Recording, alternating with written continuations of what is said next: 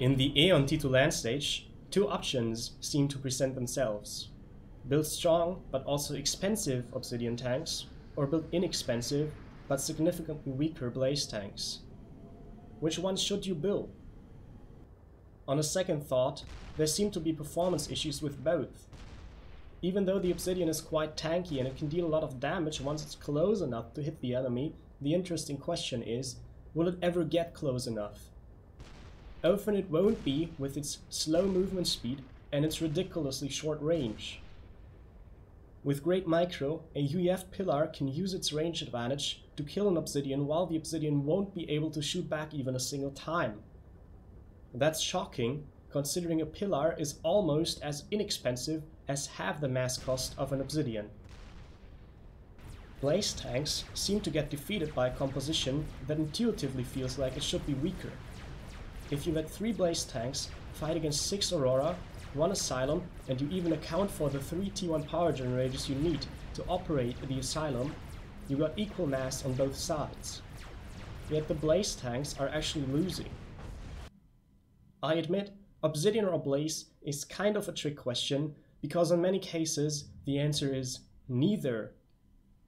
The best general purpose mix in the Aeon T2 land stage is usually about compensating for the Aurora's lack of survivability by adding Asylums to your composition.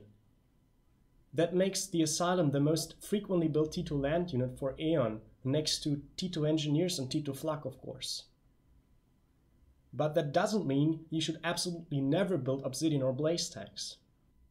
That's because there are still a few special cases, aside from the general purpose case. The key factor to understanding when to build either Aeon T2 tank is probably map size.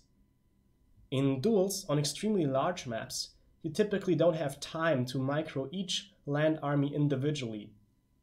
Being zoomed out to make larger scale decisions is simply more important.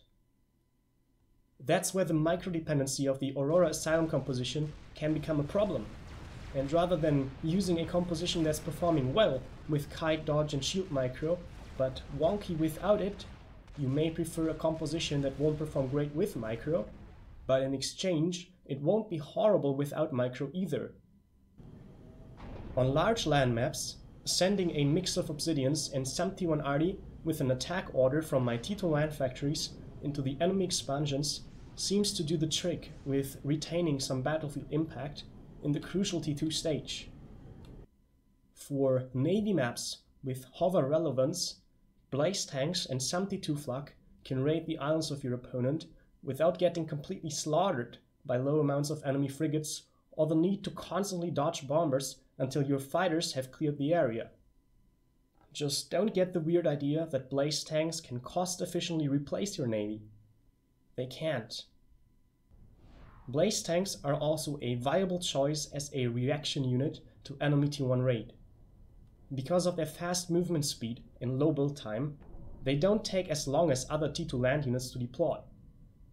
Even though their weapon isn't strong, its tendency to inflict constant damage over time, rather than a single alpha strike with a long reload cycle, avoids overkill on weak targets.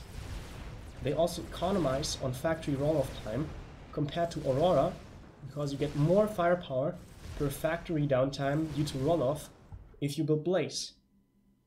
So to summarize, on smaller maps and in team games where you have time to micro, rely on Asylums to extend the life cycle of your Aurora across the T2 stage until you have harps.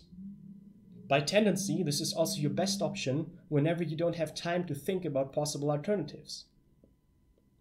On the other hand, consider mixing Obsidians and T1 Arty if you are playing on larger land maps with multiple lanes to cover for each player. And Blaze tanks can raid your enemy on maps with hover relevance or work as a quick response to T1 raid.